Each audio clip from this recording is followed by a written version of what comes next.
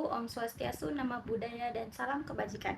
Kembali lagi bersama saya Siti Nur Fadila dengan NIM G7012497 dan saya dari kelas C. Baiklah, pada video kali ini saya akan menjelaskan tentang tugas pendahuluan saya yang kelima dari praktikum analisis farmasi dengan judul validasi metode analisis dengan uji linearitas dan juga rentang dari UV-Vis dari paracetamol. Langsung saja ke pertanyaan yang pertama, apa sih uji linearitas dan juga apa itu rentang dalam uji validasi ini? Nah, jadi uji linearitas itu adalah pengujian untuk mengetahui apakah hubungan antara variabel X dan juga variabel Y itu membentuk garis lurus atau linear.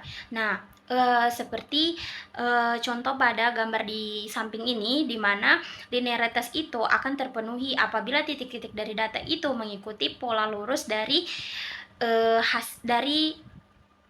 data itu tadi. Nah, apabila dia tidak berbanding lurus titik-titik dan juga garis lurusnya, maka itu berarti dia tidak terpenuhi atau tidak valid.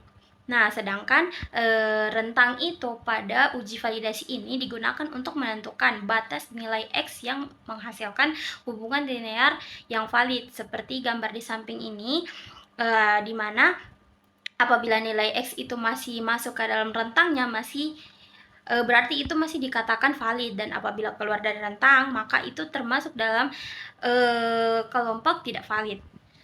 Langsung saja ke pertanyaan yang kedua, yaitu apa hubungan antara hukum Lemberbier dan juga percobaan ini. Nah, jadi hukum Lemberbier itu kurang lebih seperti ini, di mana konsentrasi itu berbanding lurus dengan absorbansi. Nah, di mana pada uji linearitas hubungan absorbansi dan juga konsentrasi ini dia harus membentuk garis lurus agar hasil yang didapatkan itu valid. Maka sesuai dengan bunyi dari hukum Lemberbier tadi. Nah, sedangkan uji rentang pada validasi uji yaitu menentukan di mana batas konsentrasi yang masih bisa diukur secara akurat.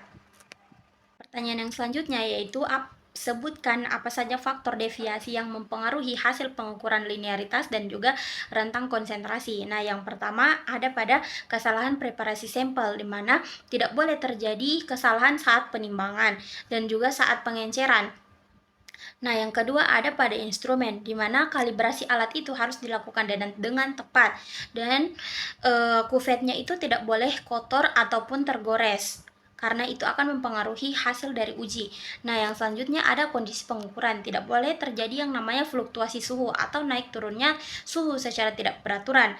Nah, stabilitas dari larutan itu juga mempengaruhi hasil uji yang kita dapatkan. Yang selanjutnya ada sifat kimia larutan, di mana tidak boleh terjadi interaksi antar molekul dan juga tidak boleh adanya zat pengganggu.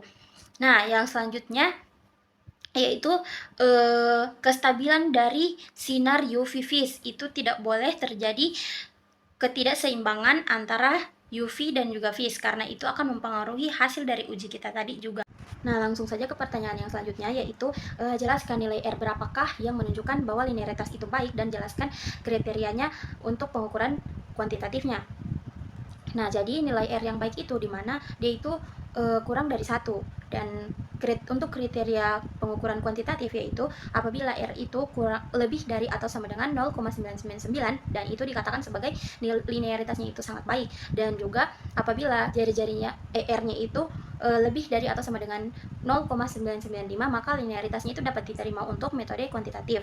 Nah, jadi di sini apabila semakin mendekati angka 1, maka hubungan antara konsentrasi dan juga absorbansinya itu maka semakin linear atau semakin kuat. Dan apabila grafiknya itu membentuk garis lurus dan juga nilai R-nya itu mendekati 1, maka metode analisis yang kita lakukan itu dapat dikatakan sebagai linear. Pertanyaan yang terakhir yaitu apa tujuan dari uji linearitas dan juga rentang ini pada bidang farmasi. Nah, jadi uji linearitas dan juga rentang ini bertujuan untuk memastikan bahwa metode analisis ini memiliki hubungan yang linear atau yang sama, dan juga batas konsentrasinya itu valid, sehingga hasil pengukuran bahan aktif ataupun obat itu dapat dipertanggungjawabkan dalam kontrol mutu dari farmasi. Nah, jadi sekian video dari saya. Wassalamualaikum warahmatullahi wabarakatuh. Good.